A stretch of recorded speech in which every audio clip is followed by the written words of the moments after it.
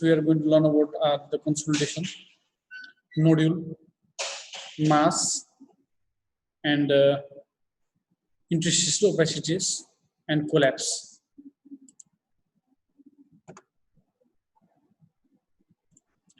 So even in this picture, we can see the different typical features of the different pathologies. So this upper one is the consolidation. So how do we identify the consolidation?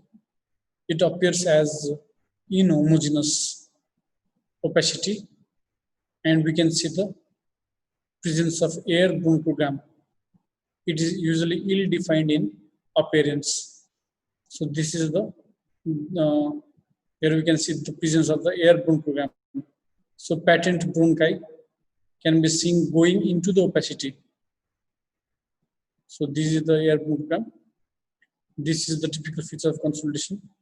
Nodule. Nodule is more or less rounded opacity, and it is smaller than 3 centimeter, less than 3 centimeter. While mass is similar rounded opacity, which is more than 3 centimeter. Okay, and others are the interstitial opacities. So the we all know from our anatomy days that the lung is composed of, there are multiple alveoli in the lung. So the supporting structures around the airway, supporting structures are the interstitium.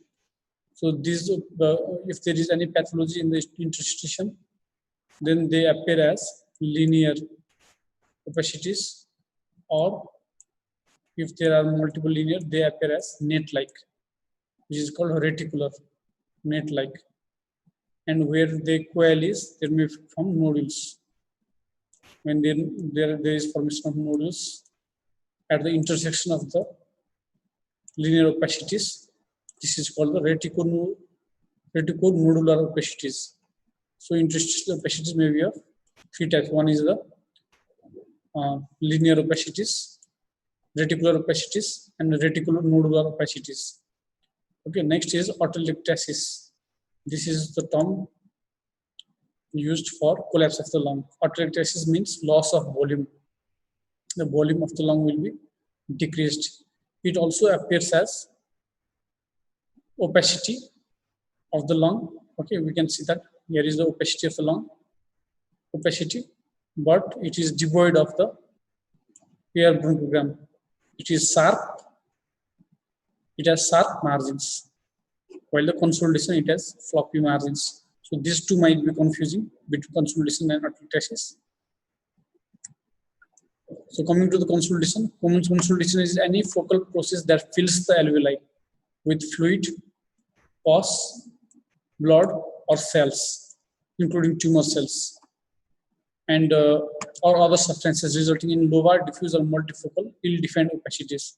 So we should remember that there is not only fluid or pus filling; it may be blood in case of trauma, or cells in case of tumor that may fill the alveoli, and this appears as consolidation. Consolidation. Next is interstitial opacities. Involvement of the supporting tissue of the lung parenchyma resulting in fine or coarse reticular opacities or small nodules or reticulonodular opacities. This is the interstitial pattern of opacities. Next is nodule. Any space occupying lesion, either solitary or multiple. Any space occupying lesion that are usually more or less rounded in shape. Then those are called nodule or mass. And atelectasis is the collapse of part of lung due to a decrease in the amount of air in the alveoli, resulting in volume loss and increased density. There is volume loss and increased density means presence of opacity. So these are the typical features of different patterns. So coming to the consolidation, so consolidation is usually the replacement of air in the alveoli by transmitted pus, blood, cells, or other substances. So the key findings in the X-ray of consolidation are ill-defined and inhomogeneous. Sorry, this is not homogeneous, this is a mistake. Inhomogeneous opacity obscuring the vessels. Vessels are obscured, but bronchi are seen. This bronchi, when they are seen, that is called the air bronchogram. Next is the Silaut sign. We have already discussed the Silaut sign. in the previous presentation, that is seen in consolidation. Extension to the pleura or fissure but not crossing it. Usually consolidation is usually lower. If there is lower consolidation, then the lesion is it extends to the pleura and fissures but does not cross. But in case of the mass, so the mass they don't follow the boundary of the fissure. The mass they cross the fissures. So this way we can separate consolidation from mass. And there is no volume loss. If there is volume loss, then that is collapse.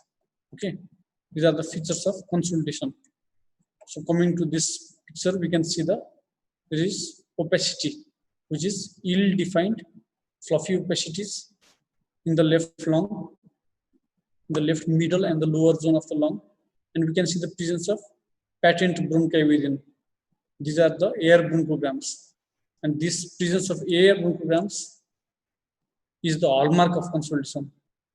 It means if you see air bronchogram, then you should call it consolidation. Fissural limitation and no volume loss. So we can see that there is the consolidation involving the right upper and middle zone, and we can see it is limited by the fissure. So this is the horizontal fissure. It does not cross the fissure, and there is no volume loss. If there was volume loss, then the fissure would be shifted upwards, but there is no volume loss. So this is a feature of consolidation. So consolidation may be the different patterns of different types of consolidation can be divided according to the content in the alveoli. So if there is water in the alveoli, it may be because of the heart failure, acute respiratory distress syndrome. Okay, if there is pus, it is due to the pneumonia.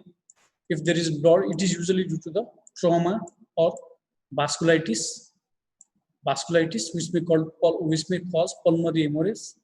If there are cells inside the consolidation, it is usually due to bronchoalveolar carcinoma. So I'm not saying all these differential because you need to remember the most important ones only. If there is okay, and the patterns of consolidation can also be divided according to the pattern. If it is diffuse, okay, then it is usually due to heart failure, renal failure, ARDS, or if it is multiple, then it is usually due to bronchopneumonia. If it is multiple, it is bronchopneumonia. The organism has spread from the bronchi and gone to multiple areas of the lung. It is called bronchopneumonia, or it may be due to septic emboli, okay, embolism, the blood vessels. They have spread the infection. That is called the septic embolism, usually seen in case of the infective endocarditis. Septic embolism. If it is lower, it is usually due to lower pneumonia. Okay, and if it is bat-wing pattern, like the consolidation, which is around the hilum, forming the bat-wing-like appearance. If it is around the hilum and peripheral parts are spared, then you should remember that it is usually due to the pulmonary edema or heart failure. Heart failure leading to pulmonary edema, bat-wing opacity. If it is reverse bat-wing, it is usually due to the if it is reverse bat-wing, you should remember ARDS. Okay, ARDS. I'm just naming the most important causes. So, which I have mentioned, these are the most important causes. If you want to remember others, those may also be okay, but you should remember these things. So we can see in this picture there are multiple consolidations. So we can see in the right upper zone, upper and middle zone, we can see the presence of inhomogeneous fluffy opacities with presence of air bronchograms. So this is consolidation. Similar opacity can also be seen in the right lower zone.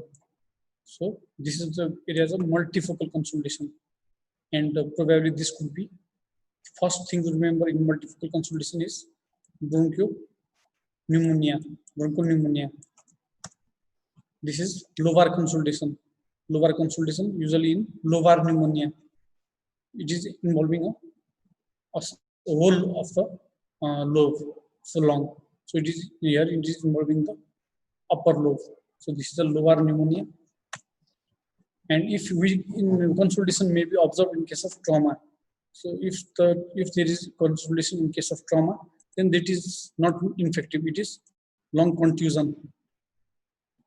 So the diagnosis depends upon the clinical history also.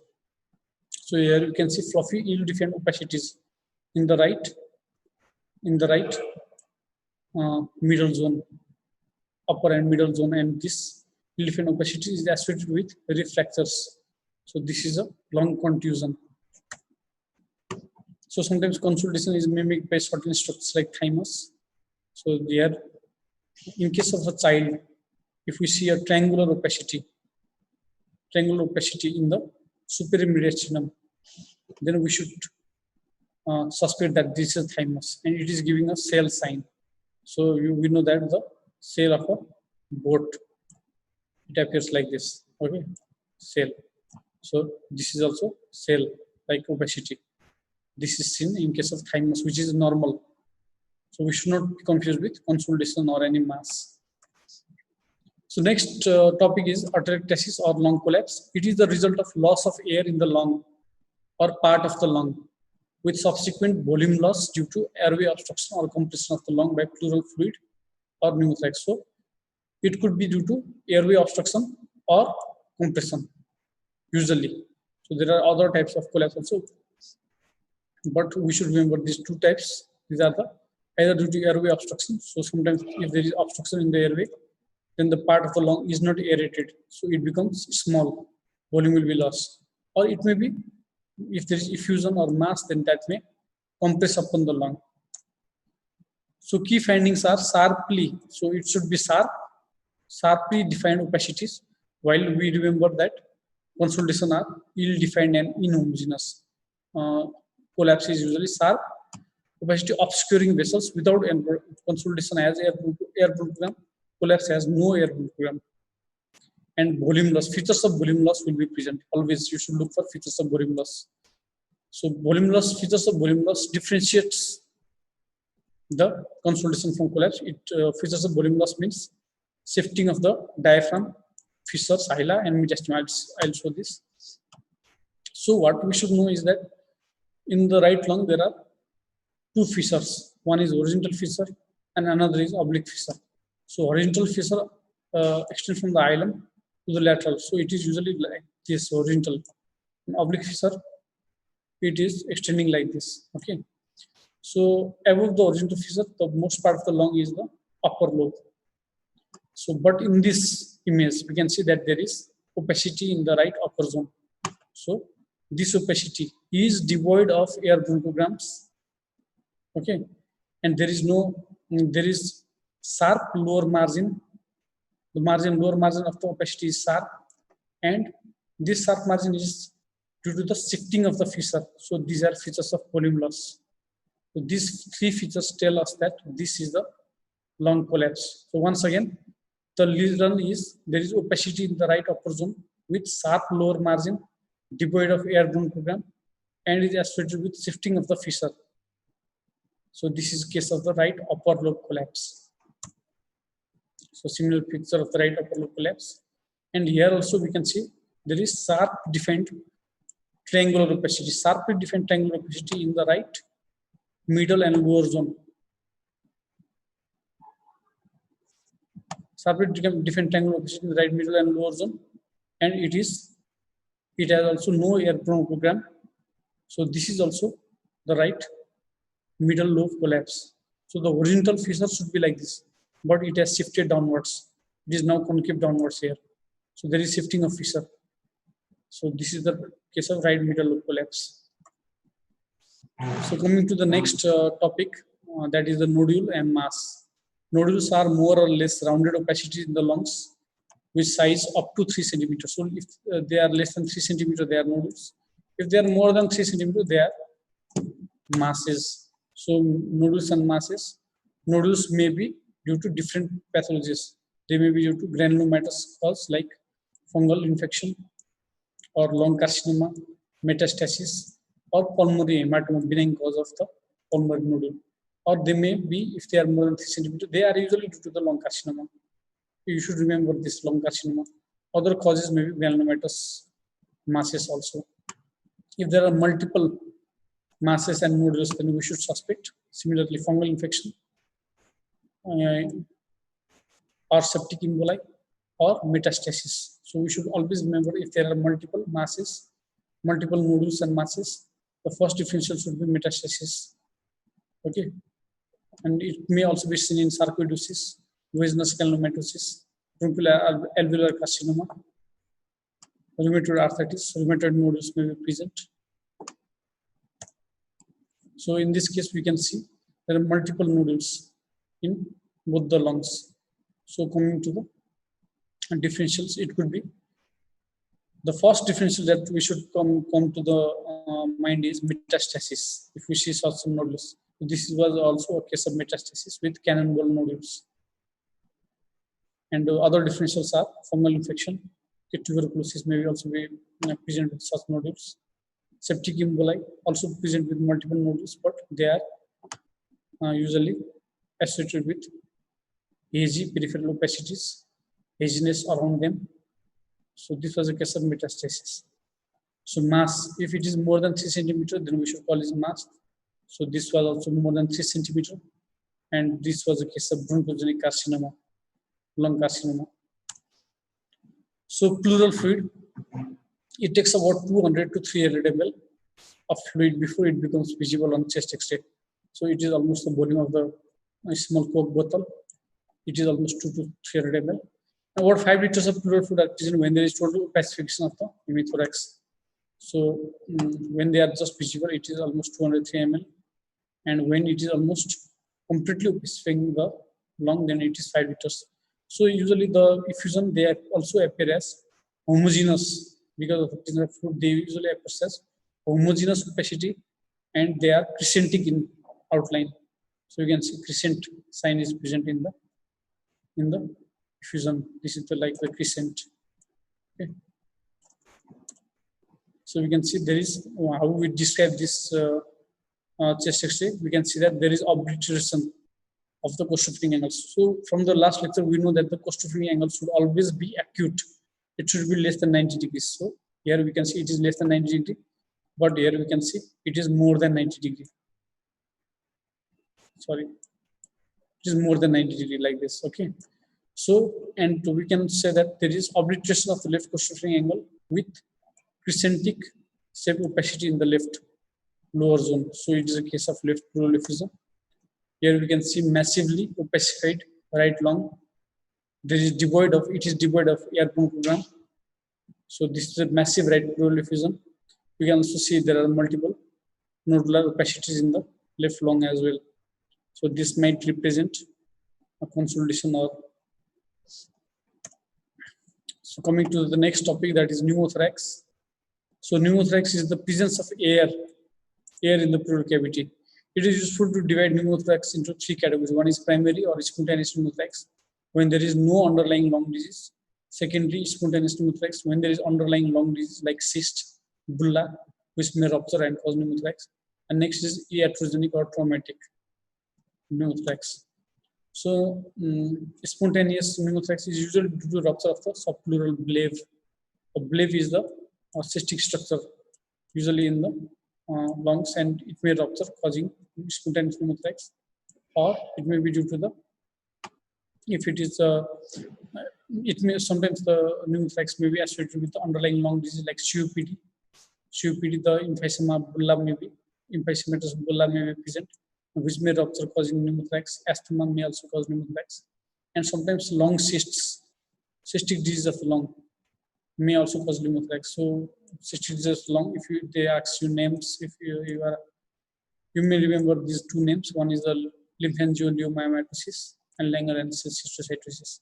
So anyways, you should remember that the lungs, the pneumothorax may be spontaneous or may be associated with lung disease, and usually it is due to rupture of the cystic or air-filled structures inside the lung, and it may also be due to trauma or iatrogenic causes. So when we do lung biopsy, when central line is kept, it may pierce the pleura or after mechanical ventilation. The air may escape and cause the pneumothorax.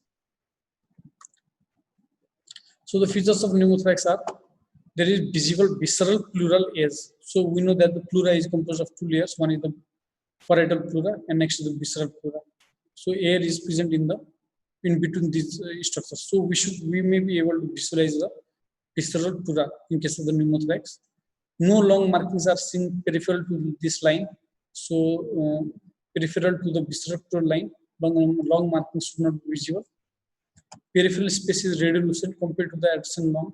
Long may collapse, so it may cause compression upon the adjacent long, and long may collapse. And mediastinum should not shift away from the pneumothorax unless a tension pneumothorax is present. Okay. So we can see in this chest X-ray of the right hemithorax. So we can see that there is presence of peripheral lucent area. So peripherally there is devoid of the air bronchovascular markings. So these are the bronchovascular markings. So it is not seen in the periphery. And we can also appreciate the presence of the visceral pleural line. So this is a case of right-sided pneumothorax. So in this X-ray also we can see that the left lung, left lung appears lucent, more lucent than the right side. We cannot see the air bronchovascular marking. So we can trace the bronchovascular marking here, okay, here also. But we can trace the bronchovascular marking here. It is devoid of the bronchovascular markings. So this was a case of left-sided pneumothorax. Though we don't appreciate the visceral pleural line because whole of the lung is collapsed and is abutting the mediastinum here. It is adjacent to the mediastinum. So this is a massive left pneumothorax. So coming to the next topic, that is a short topic, that is I'm going to discuss only some radiological features of tuberculosis. So tuberculosis, it could be primary or post-primary TB. And primary TB is usually silent, and in almost 5% of the infected individuals, the immunity is inadequate and clinically active disease develops, which is known as progressive primary disease. So post-primary TB is reactivation of a latent infection and causing 5% of infected patients. So primary, progressive primary, and post-primary TB. Next is the on chest X-ray post-primary TB. The hallmark is cavitation. The hallmark of post-primary TB is the presence of cavitation. Okay, and miliary TB, we can see multiple nodules, multiple small nodules in the chest X-ray. So this is the feature of the miliary. So miliary name also comes from millet. So millets are 2 to 3 mm sized grains. Everyone knows. So miliary procedure also appear as multiple 2 to 3 mm sized nodules in the chest X-ray. So we can see here. So what we should remember is the hallmark of the post-primary TB is the presence of the cavitation. So we can see in this X-ray, we can see inhomogeneous opacity in the left upper zone with fluffy margins. Inhomogeneous opacity in the left upper zone also, here also, in the middle zone, left middle zone. And we can see inhomogeneous opacity in the right upper zone, in the apical region with central lucency. This is the cavity. So in summary, there is presence of multiple consolidations in the left upper and middle zone with a cavity in the right upper zone. So this was a case of tuberculosis, active tuberculosis. Next, tuberculosis may also present with multiple nodules. So there are multiple scattered nodules in the both lungs. Some of the nodules are coalescing here to form areas of consolidation. Okay, this is also a typical presentation of tuberculosis in the chest X-ray. And next is the miliary TB. So you can see multiple small nodules, 2 to 3 mm nodules scattered all over the chest. So this was the case of miliary tuberculosis. Besides this, we can also see the presence of consolidation in the peripheral aspect of the lung. Okay. So coming to the next is the next thing we can see in the chest X-ray is the lucencies in the lung. So lucencies may be, there are different types of lucencies. The most important lucencies are the cavity, bulla, and abscess. Okay. So cavity has appreciable wall with more than 3 mm. So 3 is very important number in radiology. So cavity has walls thickness of more than 3 mm. And the bulla has no appreciable wall. So it is very hairline thin wall. Sometimes it is not appreciable, sometimes it is appreciable, but it is hairline thin, but cavity has 3 mm thickness wall. And cavity may be benign or malignant. So cavity may be benign in case of infection and malignant in case of cavitary malignancy. So in case of infection, the wall is thin and regular, while in case of malignancy, the wall is thick and irregular nodular appearance. So this way cavity can be categorized. And bulla has no appreciable wall, and cavity, when there is presence of air fluid level, then that is a most likely an abscess. So we can see there is a appreciable wall, lucent lesion in the right middle zone, predominantly in the middle zone, with appreciable wall and with presence of air fluid level. So when there is presence of air fluid level, it is an abscess. And here we can see there is lucent lesion in the right upper and middle zone with a hairline thin wall. So the wall is very hairline thin. So this is a bulla. And in this opacity, in this chest X-ray, we can see that there is a presence of cavitary lesion in the right lower zone with thick and irregular nodular wall. So there is thickness, wall thickness is, wall is very thick, and there is nodule also present in the wall. So this is the case of cavitary malignancy. Okay, this way we can differentiate the different types of cavity. Thank you.